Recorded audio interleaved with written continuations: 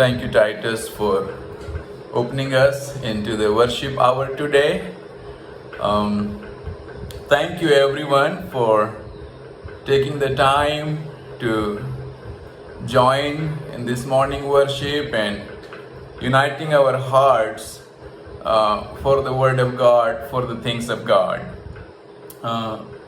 As we continue to worship, please open with me in the scripture, the book of Revelation, chapter 1, verses 17 and 18. Again, it's Revelation, chapter 1, verses 17 and 18 for this morning meditation. And I will read it for us.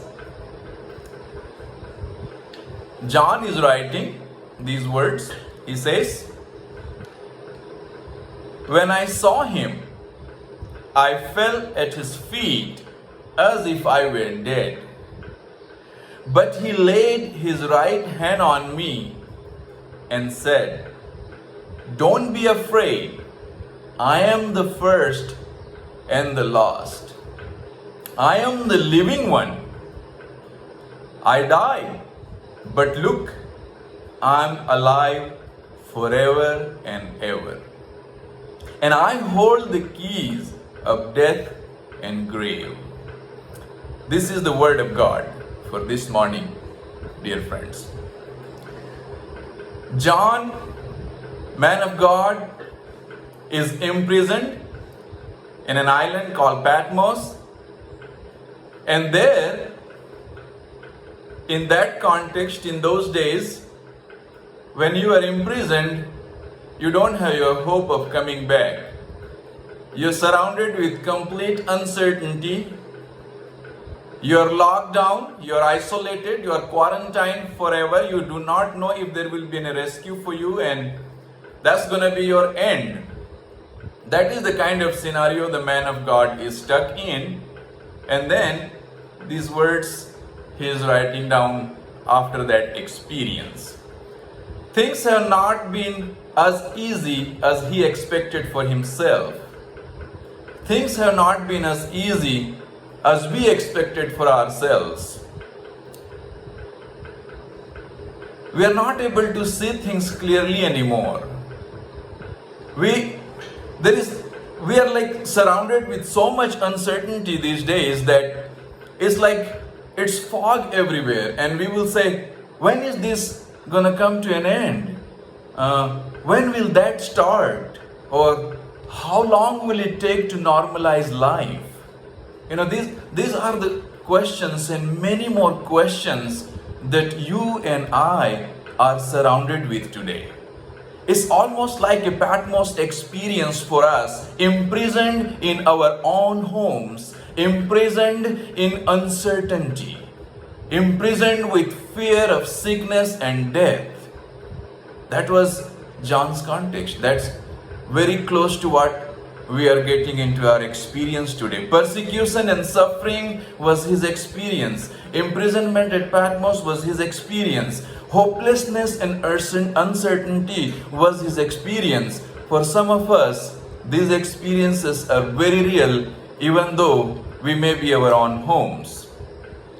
The question though is, what would God want us to do? What would God want us to think in this kind of a situation? So I invite you to think through me and then look at what was his experience. How did John experience this moment in his life, and what can we glean from there? And with that introduction, I want to call this devotion this morning as Revelation for Revitalization. Revelation for Revitalization. And come with me to this, and we look at these things happening in John's life. Number one, he sees Jesus. Number one, he sees Jesus. He says, "When I saw him," stay right there. Stop right there. Look for a moment in this situation of utter hopelessness. Is it really possible for you and me to be able to focus on Jesus our Lord and think that we can focus on Him, can see Him. Can we really do that? But the Word of God this morning has a compelling example for us, that in the midst of uncertainty and quarantine and death on your head, and you just are surrounded with fear and you do not know what to do, and then the man of God sees Jesus. What happens when you see Jesus? You know, John says he fell at his feet. He fell down at the feet of Jesus. This is the act of worship. You fall down at the feet of someone. Act of worship. And worship is the key in this situation. You know, the entire mission of God exists because there is no worship out there in the world. And so mission is carried out so that people may know the Lord and worship Him and enjoy Him and glorify Him forever. But we are surrounded with our challenges and we are almost not able to see Jesus. Forget about worshiping Him. So what do? We need the vision for worship. John saw Jesus, his life changed. John could not remain the same even though he was in that hopeless situation. Not only John. You go through the scripture, you will find Peter saw Jesus. His life changed. He was not the same person anymore. Look at the life of Paul. He saw the light of Christ. He heard the voice of Jesus. He couldn't remain the same, no matter what the circumstances is. If you see Jesus, you will not remain the same. And I have a testimony to share.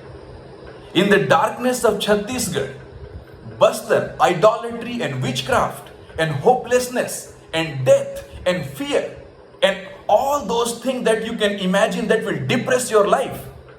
In that moment, some years ago, my friends, I saw the light of Christ. In that hopelessness, in that darkness, I saw the light of Christ. I was not the same. If that light would have not come to me, if I had not seen Jesus, I will not be talking to you today. Seeing Jesus is important for you and me today. If we see Jesus, we will not be the same. Things will not be the same. And you and I will have an opportunity to be revitalized in our vision and a new experience of worship. The Lord wants us to see Him. The Word of God wants us to see the Lord. And when we do that, we will be perfected in our faith. In the midst of difficulties and challenges, we will be encouraged and strengthened in our faith. Even as the writer of Hebrews says, fix your eyes on Jesus. Fixing our eyes on Jesus, the one who is the author and perfecter of our faith. That is what gonna lead us through this testing time. Nothing else. Looking at Jesus. Not looking at always the problems. Not looking at always the news that is bad and bad and bad. You know, I just read yesterday newspaper. It said they're gonna give the stomach bug killer medicine for the treatment of corona. Can you imagine that? You get the pesticide kind of stuff to kill the bugs. That medicine will treat us. The world is trying to fix our eyes on scary stuff. But here is the Lord who holds the key to life and death. John saw Jesus. He wasn't the same. You and I want to move on to that. This is the invitation today from the Word of God. The next thing that I want to bring out to you in order to revitalize our life today is the touch of Jesus. The first thing I have shared with you is we need the vision of Jesus. We need to see Jesus as John saw and his life transformed. The second thing we need to see is get the touch of Jesus. Touch of Jesus. He writes in his experience. And John's experience is very powerful. You know what he's saying? He says, Jesus placed his right hand on him. Jesus placed his right hand on him. You know, laying of hand has a powerful spiritual implication for us here. Very powerful. Very powerful theological significance is there when you lay hand on someone. The touch of Jesus comes with healing and restoration for whole being. When you pray for someone, if you pray for a distance, it's a different experience. But when you pray for someone, holding their hand or touching their shoulder, there is a whole new experience of imparting the energy of the Lord. Hallelujah. Have you had the touch of Christ, my friend? This morning, the Word of God wants to know, wants to check our life and see if we have had the touch of Christ. When was the last time Jesus touched you? When was the last time you saw Jesus? And then, when was the last time the Lord touched you? When was the last time you experienced the goosebump? That experience where you felt something touch you and you were not the same. When was that? When was the last time you touched someone and they said, "Hey man, hey brother, hey sister, I experienced the touch of God through you"? When was that? The Word of God wants to remind us, my friend, this morning, that you and I need the touch of Jesus, even as John did. When John got the touch, he was not the same. He was able to see things much differently. Even in his isolation, and even his imprisonment, and call it quarantine, he was able to see hope. He was able to see life. He was able to see the promise. He was able to see confidence. He was able to experience that touch that revolutionized his life. And he was not a fearful, scared Christian, even in the midst of trouble and hopelessness. That's what we need today. That's what you and I need today. We need that for our assignments. We need that for our evaluation of the assignments. We need that for our day-to-day life. We need the touch of Jesus. When Jesus touches, we see things clearly. We see beyond the problems. We see the solutions. We see hope. If you have not allowed Him to touch, let Him touch you. Allow Jesus to touch you, my friends. That will change you. That will empower you. Our human strength, it's failing. Mark my words. Our human strength is failing. We are losing our confidence. But not when we have the touch of Jesus. You know what happened? Dr. Luke reports this. And he writes in Luke 16 and 19. He says, many people wanted to touch Jesus. Luke 6:19. He says, many people wanted to touch Jesus. You know why? Because power came out of Him and healed them. Hallelujah. Power came out of Him and healed them. You and I feel sick today. You and I feel tired today. And we have the Lord of healing with us right here, the scripture promises. What are we up to? What are we waiting for? The Lord wants to invite you this morning that we need the touch of Jesus. We cannot do this by our own strength. John couldn't do this by his own strength.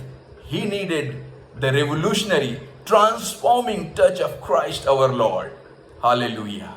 To that I invite you. Have the vision of Christ. Have the touch of Christ. And then the third thing that I want to bring to you is hear the voice. Hear the assuring voice of the Lord Jesus Christ. We need that assurance. We need that guarantee. We need that promise today like never before, my friends. Like never before. What Jesus says? This is what He says. Look at that verse in Revelation. He says, don't be afraid. Don't be afraid.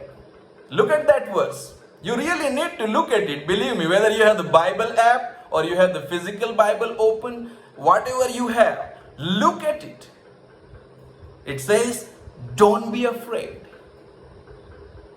How many times the Word of God is telling you and me not to be afraid, not to be confused, not to be dismayed, not to be in, kind of confusion and hopelessness. It's constantly reminding us that I am the first and the last. The I am who I am of the Old Testament, the Creator God, is the eternal Christ, calling us today to put our trust in Him, and He is saying, don't be afraid. Can you hear that sound today? Can you hear that promise today? Can you underline that voice today? In Chhattisgarh, in Bastar, that night when I had lost all my hope of life and I had become suicidal and I thought there is nothing for me in this world, all that life that was messed up, this voice came in that night with that bright shining light, and that voice spoke to me in my language, and he said to me, I am the resurrection and life. पुनरुत्थान और जीवन मैं हूं. यदि मुझ पर विश्वास करोगे तो कभी नहीं मरोगे. If you believe in me, you will never die. Hallelujah. That promise of God, that promise of the living God, which is not with anybody else, but only the living Christ. And that promise is for you and me today in these circumstances. My friends, let me assure you, God's voice is as new and as powerful and as effective as it was thousands of years ago when the creation was taking place. The things took place as His word were uttered. Today, His word is here to revitalize us, to empower us, to give us strength, to make us His witnesses, powerful witnesses in the midst of hopelessness. Hallelujah. You and I think that we can do this by our own strength? No. Not possible. Not possible. Teachers cannot teach you on their own strength. Students cannot learn on their own strength. We need the grace of God through His promises like never before. Hear the word of God. See the vision of Christ. Receive the touch of the Lord. Get transformed in your life. This is what it is. And that eternal God has been telling us from the beginning, fear not, for I am with you. Isaiah 41:10. Fear not, for I am with you. In Revelation, Christ says, don't be afraid. I am the first and last. This is the God of eternity, my friends. God of eternity. You know Jesus? You know life. You don't know Jesus? Then you are free to be afraid. I may be afraid of driving in Dehradun traffic. That's a different kind of fear. But to be afraid of circumstances, of sickness and death, no, that's not who we are. We are the people of promise. We are the people of promise of God. The living God, the eternal God who has called us into His work. This is not my work. This is not Simon Sir's work. This is not Uncle George's work. This is God's work. This is God's work. And when you and I participate in God's mission, He gives grace. He gives vision. He gives the touch. He gives the resources. He is the promised one. He's the one who makes the promise. Don't take it all on yourself. You feel burdened. You feel tired. You feel frustrated because you take it all on yourself. I thought like that, 2 months ago, I thought I'm not going to finish it. I thought I'm not going to finish my race. I lost lakhs and lakhs rupees of worth of my books and my resources. I became almost homeless and I lost my peace. And then I look at the promise of God. He says, hey, who brought you all these years? Who led you through all these journeys? Who gave you all these things? Who is going to be the Lord? Who is the Lord of life? I said, oh my goodness. Jesus is the Lord of life. Hallelujah. Jesus is the Lord of promise. Jesus is the Lord who touches, and through whose touch, healing flows, my friends. Healing is what we need. Vision of Christ is what we need. Promise of the Word of God is what we need. You know, He's got it all. We belong to Jesus. In isolation and darkness, Jesus is Lord. In isolation and darkness, Jesus is Lord. Whether there is internet or network or not, Jesus is Lord. Whether there is quarantine and suffering, Jesus is Lord. Whether there is hopelessness, sickness, Jesus is Lord. In the midst of uncertainty and fear, Jesus is Lord. Don't forget that. If you and I forget who the Lord is, who controls the things, we're going to miss it. We're going to be fearful people, just like any other people, and we are not going to be the witness we are called to be. But remember, we are missional people, engaged in God's mission. Whether you study history or New Testament, whether you study philosophy or theology, it's God's mission. It is God who is preparing you for this difficult time like never before in history, my friends. You and I are going to make a difference when we hold on to these three things. Have the vision of Christ. Fix your eyes on Jesus. Fix your eyes on Jesus. Do not miss Jesus. Let Him touch you. Allow Him to touch you. We need the touch. We need the hug. Without that, we're dead. And the promises, living promises of God. How can we do anything without the promises of God? That's what holds us beyond these crosses that we bear. We bear so many crosses. Life is full of crosses these days, troubles and suffering. So I want to tell you this, that His revelation that He has given us in the Word of God, and His vision and His touch and His assurance and promise, this is what is going to revitalize us, This is what is going to energize us. This is what is going to lead us through. All we need to do is have the confidence of a believer, a humble confidence of the people of God who belong to Him, and then we will have this thing going on now and forever. The Lord is good. He cares for us. If not, we would not be here today. If not, we would not be here today. So that's why I say in Hindi, and it's a confidence song. I published this couple years ago in Masih Meri Manjil. It's something that describes the situation where you are. And it says this, रोगों ने जब घेर लिया था, यीशु ही ने स्वस्थ किया. रोगों ने जब घेर लिया था, यीशु ही ने स्वस्थ किया. शैतान की सारी चालों को यीशु ही ने ध्वस्त किया. रोगों ने जब घेर लिया था, यीशु ही ने स्वस्थ किया. शैतान की सारी चालों को यीशु ही ने ध्वस्त किया.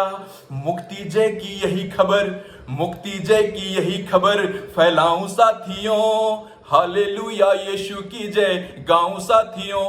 क्रूस मसीह का कांधों पर उठाऊं साथियों. हालेलुया यीशु की जय गाऊं साथियों. This is all that sickness and fear that we are carrying as a cross for our dear ones and for ourselves. But this is what you want to remember. The Lord is with us, and with Him we can do miracles. He will do miracles through us. And with this line I will stop. Hallelujah. दुख पीड़ा से क्या शिकवा,